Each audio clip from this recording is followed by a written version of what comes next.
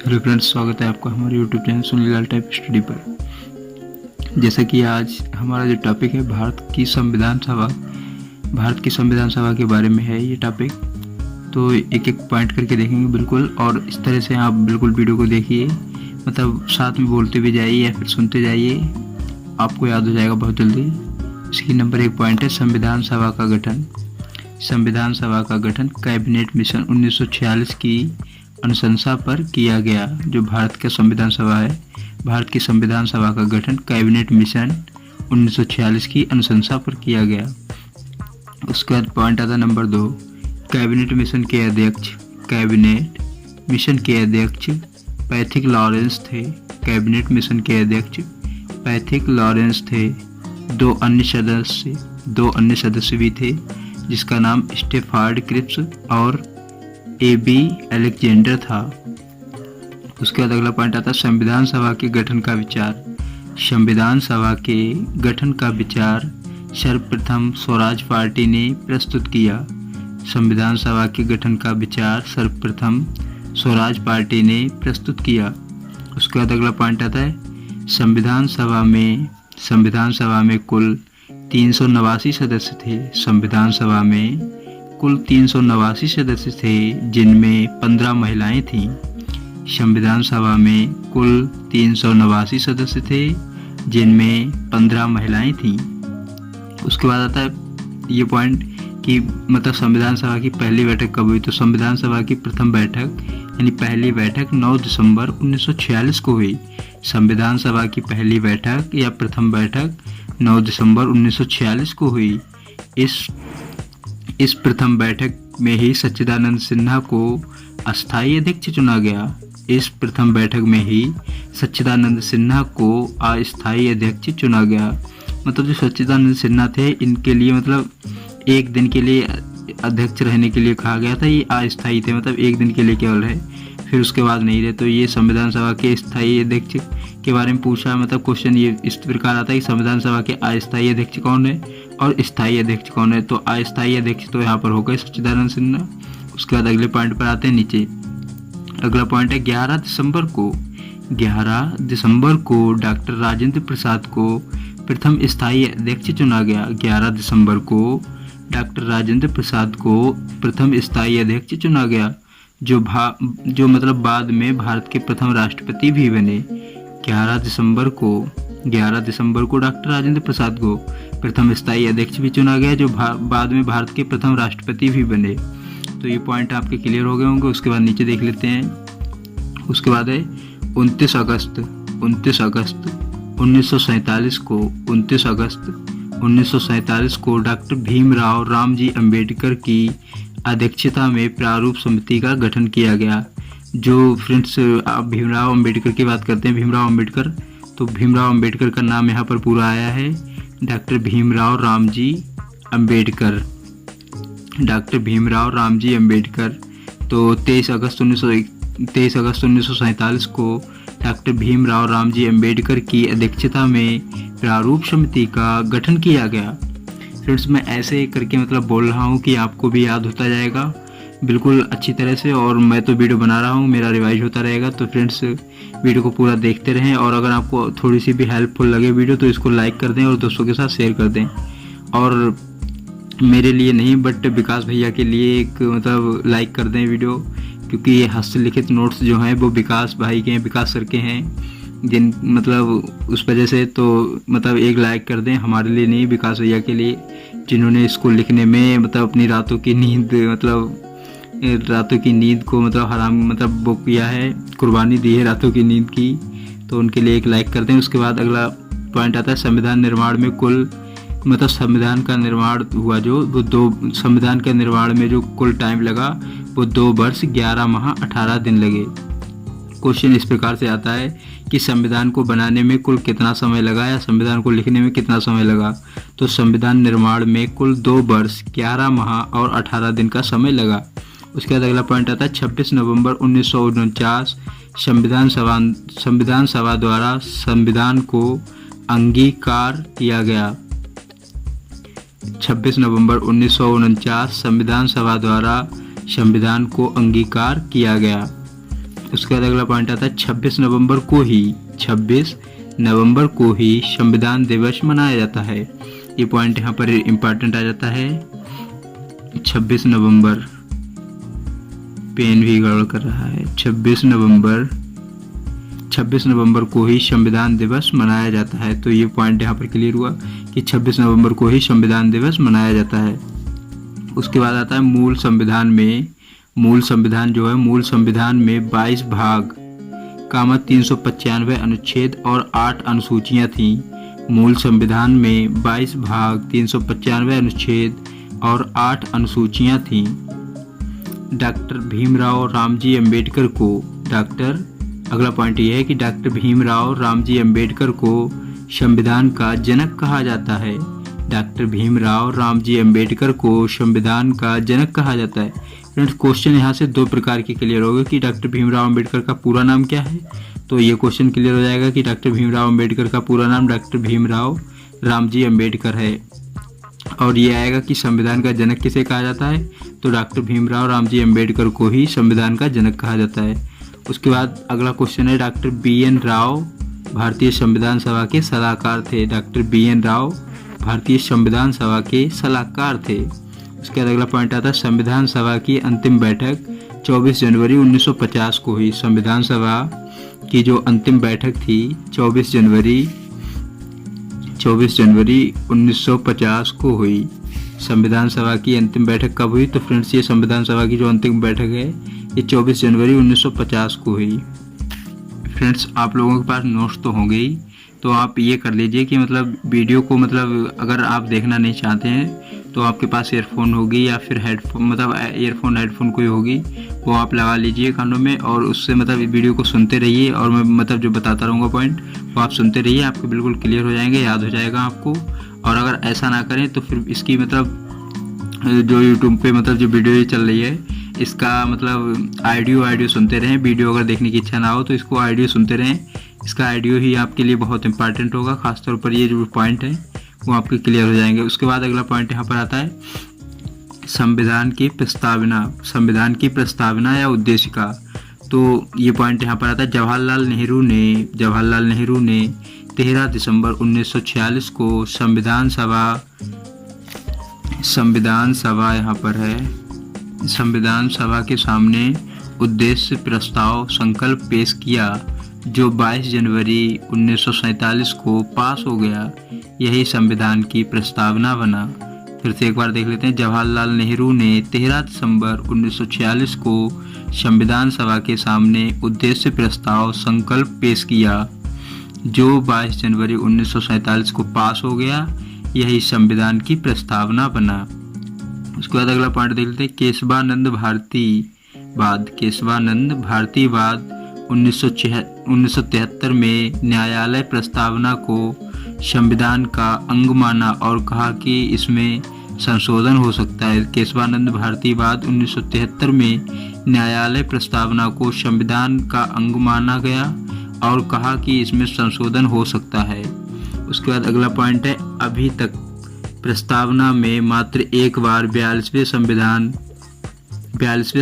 का संशोधन 1976 द्वारा किया गया। अभी तक प्रस्तावना में मात्र एक बार 42वें संविधान संशोधन 1976 द्वारा किया गया। उसके बाद अगला पॉइंट आता है इस संशोधन द्वारा प्रस्तावना में साझेदारी, उसके बाद पंथ निरपेक्ष और अखंडता शब्द जोड़ा गया। इस संशोधन द्वारा मतलब जो ऊपर संशोधन था 42वें संविधान संशोधन, तो मतलब 42वें संविधान संशोधन द्वारा प्रस्तावना को समाजवादी, पंथ निरपेक्ष और अखंडता शब्द जोड़ा गया। उसके बाद अगला पॉइंट आता है प्रस्तावना को संविधान की आत्मा कहा जाता है। ये यहाँ पर पॉइंट एक इम्पॉर्टेंट मिलेगा कि संविधान की आत्मा किसे कहा जाता है, तो प्रस्तावना को संविधान की आत्मा कहा जाता है। उसके बाद आता है प्रस्तावना को संविधान की कुंजी भी कहा जाता है। क्वेश्चन इस प्रकार भी आएगा कि संविधान की कुंजी किसे कहा जाता है, तो संविधान की कुंजी प्रस्तावना को कहा जाता है। प्रस्तावना को संविधान की कुंजी भी कहा जाता है। उसके बाद फ्रेंड्स अगर आपने हमारे चैनल को सब्सक्राइब नहीं किया तो सब्सक्राइब कर दें। चैनल का हमारे नाम है सुनील ऑल टाइप्स स्टडी, और मतलब जो हमारा टेलीग्राम ग्रुप है पब्लिक कर दूंगा मैं उसे, अभी तो प्राइवेट है, मैं इसको पब्लिक कर दूंगा 1-2 दिन के अंदर। तो आप हमारे टेलीग्राम ग्रुप से भी जुड़ सकते हैं। ये इसका भी नाम यही रहेगा, सुनील आल्टाइप स्टडी। और ये हमारा व्हाट्सएप नंबर है 9760452205 9760452205।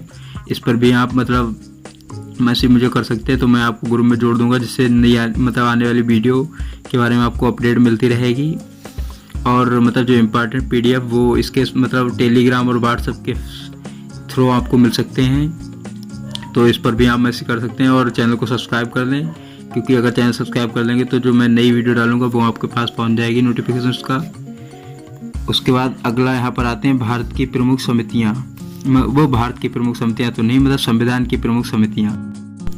उसके बाद फ्रेंड्स आता है संविधान की प्रमुख समितियाँ। संविधान की प्रमुख समितियाँ में आता है नंबर 1 संचालन समिति। तो संचालन समिति के अध्यक्ष कौन है? तो डॉक्टर राजेंद्र प्रसाद हैं।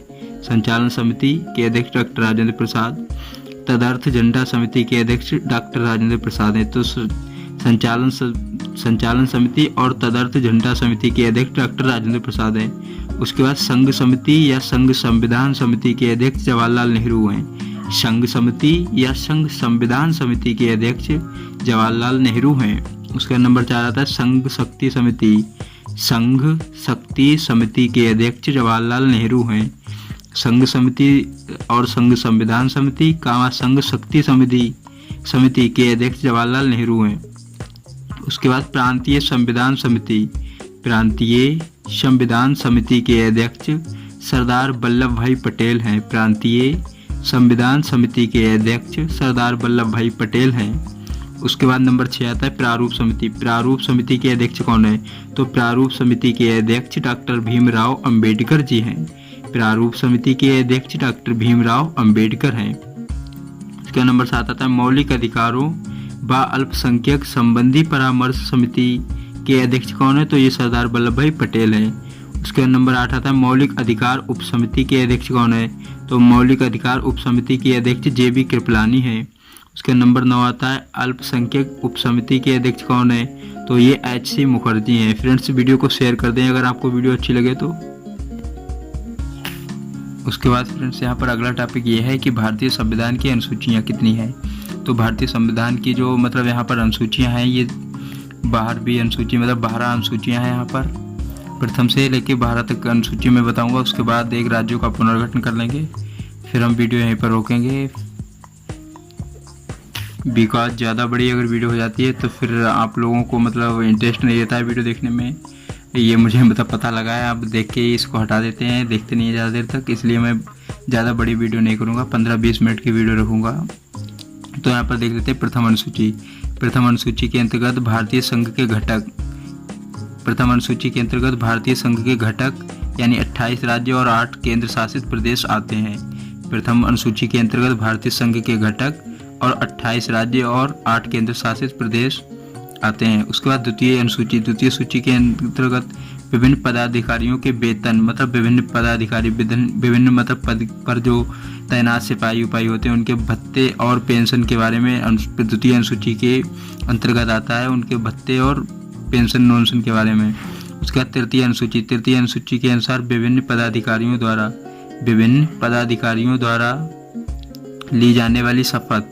तृतीय अनुसूची द्वारा विभिन्न पदाधिकारियों द्वारा ली जाने वाली शपथ आती है कि मतलब शपथ लेते हैं जो मतलब ऑफिसर लोग होते हैं और मतलब जो फोर्स लाइन में होते हैं कि मैं ईश्वर को साक्षी मानकर ये शपथ लेता हूँ कि देश के लिए मतलब अखंडता, और ये शपथ लेता हूँ कि देश को मतलब आगे बढ़ाने में सक्षम रहूँगा और मतलब कुछ गलत काम नहीं करूँगा, रिश्वत जैसे मतलब नहीं लूँगा, ये ऐसा बताते हैं। बट बहुत कम ही होते हैं जो 100% अपना देते हैं देश के खातिर। ज़्यादातर लोग गद्दारी कर देते हैं, तो उससे मतलब निगेटिव पॉइंट बन जाता है, तो उसका मतलब उसका तो दुरुपयोग ही होता है। उसके बाद अनुसूची मतलब चौथी अनुसूची आती है।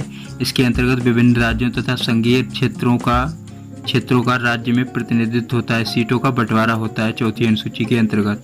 उसका जाता है पाँचवीं अनुसूची। पाँचवीं अनुसूची के अंतर्गत विभिन्न अनुसूचित क्षेत्रों और अनुसूचित जनजातियों के प्रशासन और नियंत्रण के बारे में उल्लेख है। पाँचवीं अनुसूची में विभिन्न अनुसूचित क्षेत्रों और अनुसूचित जनजाति के प्रशासन और नियंत्रक के बारे में उल्लेख है। छठी अनुसूची के अंतर्गत असम मेघालय, छठी अनुसूची के अंतर्गत असम मेघालय त्रिपुरा और मिजोरम राज्यों के जनजातीय क्षेत्रों के प्रशासन के बारे में प्रावधान है। उसके बाद सातवीं अनुसूची के अंतर्गत केंद्र और राज्यों के मध्य शक्तियों का बंटवारा। केंद्र सूची, राज्य सूची और संवर्ती सूची, ये तीन प्रकार से इसका बंटवारा हुआ है, केंद्र सूची, राज्य सूची और संवर्ती सूची। उसके बाद आता है आठवीं अनुसूची, इसमें भारत की 22 भाषाओं का उल्लेख है। मूल रूप से 14 भाषाएं थीं, ये इम्पोर्टेंट पॉइंट है यहाँ पर। और आठवीं अनुसूची के अंतर्गत भारत की 22 भाषाओं का उल्लेख है। फ्रेंड्स, मैं उम्मीद करूँगा कि आपको मैं जो ये बता रहा हूँ ये आपको अच्छी लग रही होगी वीडियो, और अगर जानकारी अच्छी लग रही हो तो इसे दोस्तों के साथ शेयर जरूर कर दें। तो 22 भाषाओं का उल्लेख है, मूल रूप से 14 भाषाएं थीं। उसके बाद 9वीं अनुसूची के अंतर्गत आता है प्रथम संविधान संशोधन द्वारा 1951 में जोड़ी गई। 9वीं अनुसूची प्रथम संविधान संशोधन द्वारा 1951 में जोड़ी गई भूमि सुधार और सामाजिक न्याय से संबंधित कानून 9वीं सूची के अंतर्गत आता है। उसके बाद 10वीं सूची के अंतर्गत 52वें संविधान संशोधन 1985 द्वारा जोड़ी गई। 10वीं अनुसूची जो अनुसूची है ये 52वें संविधान संशोधन 1985 द्वारा जोड़ी गई। दल बदल से संबंधित प्रावधान इसमें है 10वीं अनुसूची में। उसके बाद आता है 11वीं अनुसूची 73वें संविधान संशोधन 1992 द्वारा जोड़ी गई। 11वीं अनुसूची जो है 73वें संविधान संशोधन 1992 द्वारा जोड़ी गई। पंचायती राज से संबंधित प्रावधान 29 विषय के अंतर्गत ये 11वीं अनुसूची आती है। उसके बाद लास्ट है यहाँ पर 12वीं अनुसूची 74वें संविधान संशोधन 1992 द्वारा जोड़ी गई। नगर पंचायतों से संबंधित प्रावधान 18 विषय हैं, ये 12वीं अनुसूची के अंतर्गत आता है। उसके बाद यहाँ पर लास्ट टॉपिक है ये हमारा राज्यों का पुनर्गठन। टॉपिक तो आगे बहुत हैं, बट वो आगे हर दिन नया टॉपिक डालता हूँ, तो ये इसके आगे का जो रह जाएगा वो कल डालूँगा। तो आप लोग यही करेंगे कि चैनल को सब्सक्राइब कर लेंगे ताकि आपको उसका भी नोटिफिकेशन मिल जाए और आप वीडियो वो वाली देख सकें। और लाइक कर दें, कमेंट करके बता दें कि ये टॉपिक नहीं, किसी और टॉपिक पर वीडियो बनाओ तो मैं उस पर बनाऊँगा। तो आपके कमेंट का इंतज़ार करूँगा। अगर कमेंट सही नहीं आ पाए, टॉपिक से रिलेटेड नहीं आए, तो मैं कोशिश करूँगा कि रीजनिंग या फिर मैथ के सवाल बताऊँ, और वरना जीएस के ही बता दूंगा। उसके बाद आता है राज्यों का पुनर्गठन किस प्रकार होता है। 1953 में सबसे पहले भाषाई आधार पर गठित राज्य आंध्र प्रदेश है। राज्यों का पुनर्गठन इस प्रकार हुआ। नंबर 1 पॉइंट है 1953 में सबसे पहले भाषाई आधार पर गठित राज्य आंध्र प्रदेश है। 1953 में सबसे पहले भाषाई आधार पर गठित राज्य आंध्र प्रदेश है। उसके बाद आता है राज्य पुनर्गठन आयोग के अध्यक्ष कौन थे। तो राज्य पुनर्गठन आयोग के अध्यक्ष फजल अली थे। राज्य पुनर्गठन आयोग के अध्यक्ष फजल अली थे। उसके बाद अगला पॉइंट आता है 2000 में मध्य प्रदेश से छत्तीसगढ़, उत्तर प्रदेश से उत्तराखंड और बिहार से झारखंड अलग करके नए राज्य बनाए गए। ये इम्पॉर्टेंट पॉइंट यहाँ पर आ जाता है कि सन 2000 में मध्य प्रदेश से छत्तीसगढ़, मध्य प्रदेश यानी एमपी से छत्तीसगढ़, उत्तर प्रदेश यूपी से यूके, उत्तर प्रदेश से उत्तराखंड और बिहार से झारखंड। बिहार की राजधानी आपको पता ही होगी, बिहार की पटना है। पटना की स्थापना किसने की थी। उदयन ने की थी, और इसका पटना का जो पुराना नाम है वो पाटलिपुत्र है। तो बिहार से झारखंड अलग करके नए राज्य बनाए गए। ये पॉइंट यहाँ पर आपका क्लियर हो गया। उसके बाद 2 जून, नीचे अगला पॉइंट आता है 2 जून 2014 को आंध्र प्रदेश अलग कर तेलंगाना राज्य बनाया गया। 2 जून 2014 को आंध्र प्रदेश अलग कर तेलंगाना राज्य बनाया गया। उसके बाद अगला पॉइंट और लास्ट पॉइंट है सिक्किम 1975 में भारत का हिस्सा बना। सिक्किम है जो, सिक्किम की राजधानी कहाँ है तो गंगटोक है, सिक्किम की गंगटोक। तो सिक्किम 1975 में भारत का हिस्सा बना। तो फ्रेंड्स, अगर जानकारी आपको अच्छी लगी हो तो लाइक कर दें वीडियो को और शेयर करें दोस्तों के साथ में। Thanks for watching my video. Thank you.